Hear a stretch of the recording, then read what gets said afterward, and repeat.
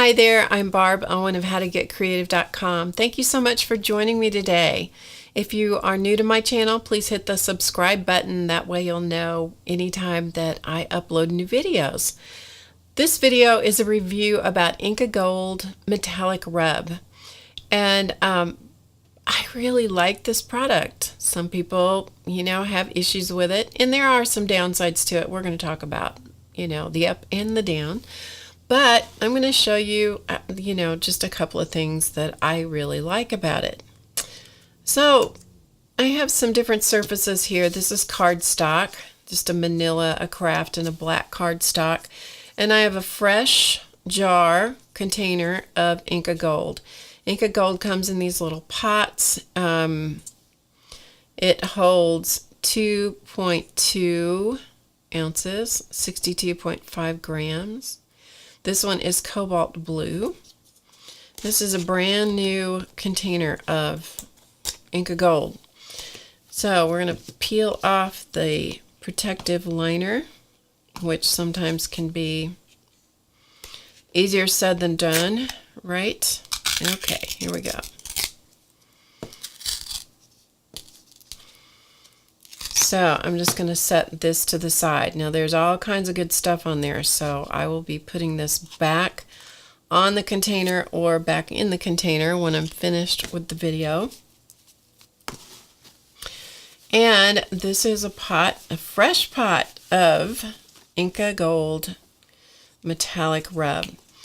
Now, they suggest, this is from the company. I took a class with one of the company reps several years ago, and one of the things that they strongly suggested is that you use a palette knife to get the product out and put it on your mat and work from your mat so that you're not getting the bacteria from your fingers in the pot of Inka Gold.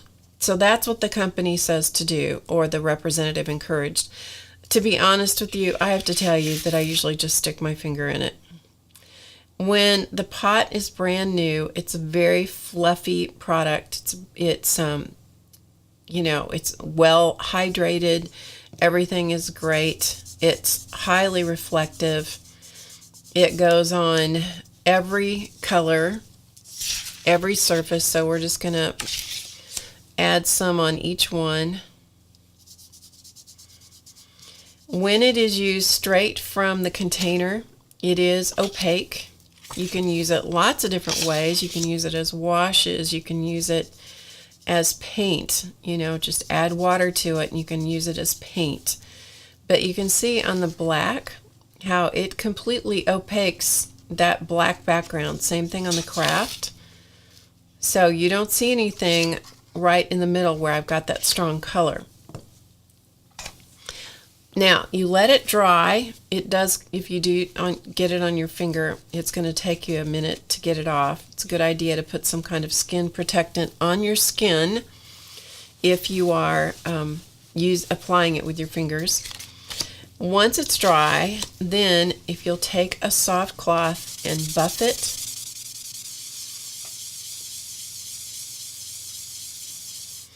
you get, and I don't know that it's going to show here because it's really hard to capture the shine on camera, but it is so highly reflective. I mean, it's absolutely stunning. So, but the buffing step is what's critical if you want to get that high shine. I don't know whether, maybe we can do a little bit more without the buffing right here beside it.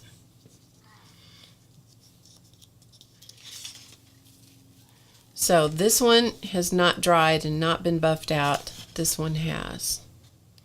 So there's quite a bit. I mean, this is still glimmery and shimmery, but it really is considerably less shiny than when you buff it out.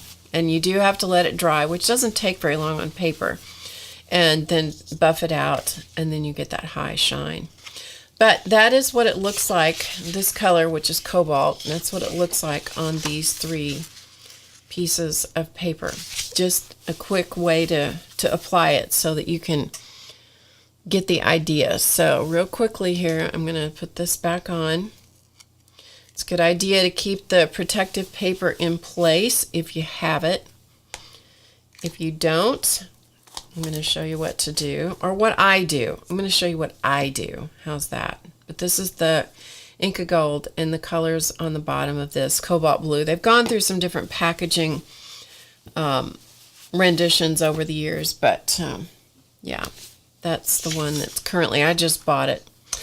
So one of the drawbacks with Inka Gold is that once it's been sitting for a while, it becomes hard and dried out like this. Now you can see I can still get it on my finger, right?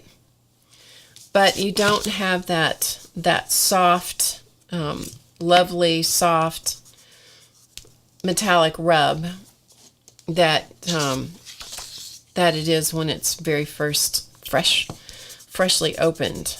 Okay, you get a little more crumbling around the edges and so forth. So the way that I deal with that is I do one of two things. I either put some water on my mat, just a little bit of water. I get my finger in the water and I just pick up some of the, whatever the color is that I'm using, and I just work with it like that. Or you can use a brush. But that's one way to do it. The other way to do it is to actually put the water, which I would recommend distilled water, put it straight into the pot, and you can rehydrate it that way. And I have found that it doesn't matter which color you're doing. For me, I've not found that it mattered which batch, you know, how frequently, how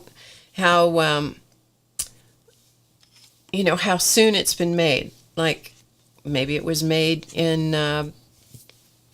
you know, very I'm stumbling over my words here. It was a very recent batch of product. I don't find that it prevents it from drying out any more than an old batch. They all dry out, in my experience. So what I do is I take a baby wipe, and I put a fresh baby wipe, and I do change these out fairly frequently when I think about it, and I put the lid on it, and that seems to help. It's not going to prevent the problem completely from drying out. You can see this is very dry, right? So again, I either spray water in it, and sometimes that's what I do. I'll spray water in it, and then I also put a baby wipe in with it. Fold it up. And one of the reasons for using a baby wipe is it has antibacterial properties, and so it tends to help keep mold from forming, because sometimes they can mold. That's the other drawback. So from the company rep, I do want to tell you what they said, because I wrote it down straight from their from the mouth of the representative that I was taking the class from. The quote was, "If you have mold, scrape it off, put in some rubbing alcohol, swirl it around, and dump it out." And that was what they told me to do. Now, do you want to have to do that? Maybe not. Maybe you don't like managing products, because this does require some management. But let me stack these up so you get an idea. This is just some of the colors. I'm sure you can tell by looking at this how much I really like these, because I have all these colors, and I have 1, 2, 3, 4, 5, 6, 7, 8, 9. I have 10 more colors, 10 other colors behind me. I really like them, and so it's worth it to me to do the management that it requires of, you know, making sure that they don't mold and making sure that I put a baby wipe in them. Some people don't want to do that, and I get that. I understand. So, but it's the in my experience, I've not found anything else that doesn't smell, because I tend to be kind of sensitive to stuff, you know, that is really stinky. Like, I won't mention any other product names, but there are some out on the market that I can't have in my studio, because it affects my quality of air for lack of a better word. And so I can get kind of choked up breathing some of those fumey types of products. So I'm not going to have that. This doesn't have any fume to it. So that's a trade-off that I'm willing to deal with. I'm willing to mess with, putting the baby wipes in it, deal with having to use some water with it. I'm okay with that. That doesn't bother me. Now, there are things that you can do with a fresh pot of Inka Gold that you can't do with a pot that has been sitting around a long time. Like things like stenciling, you need the softer quality product so that you can get a hold of it with your finger, or get a hold of with a brush, a stencil brush or something. An example of that is this. So this has been stenciled on black cardstock, and this was even black cardstock at the top and the bottom, and you can see I've used it like a paint, and so it's very dark. But these were with, this was with fairly fresh Inka Gold. Some other things you can do, you can rub over embossed folder type things. This was run through an embossing folder. The feather was also embossed, and then just some Inka Gold over it. Here it's used as a paint. So this had paint in the background and then a stencil put over it, and then use something like a baby wipe to remove some of the Inka Gold through the stencil. So you get the stencil design. It's like reverse stenciling. You're removing the product through the stencil. This the background was done with a wash, and so you can take even the crusty stuff. You can take that out, add some water, smash it up with your palette knife, and you can get a paint out of it. And then you can take a background like this, and you can drag it through the Inka Gold paint or wash that's on your craft mat, or you can actually paint with a paintbrush. So there are a lot of things you can do. And this, it's so hard to capture the metallic, I'm telling you, on the video. You can kind of catch it there, see the light glistening on it. These were both painted with several colors of Inka Gold. You can also use it on metal, which I like. I've used it a lot on different metal things. I use it on wood. My husband's a wood carver, and so I use it on his wood pieces. And yeah, I mean, I love it. So, it has a drawback. It's kind of it's a product for me that it's a one thumbs up and a one thumbs down at the same time, because I like it. I can't find anything else that suits me, that doesn't have the odor, that doesn't have, all the drawbacks, that comes in the wide assortment of colors. We all have our things that we like or we don't like. And I have both feelings about this product, but I love the color. I love the shine. I love the shimmer. So there you go. That is my review of Inka Gold Metallic Rub. Thank you so much for joining me today. My name is Barb Owen of HowToGetCreative.com.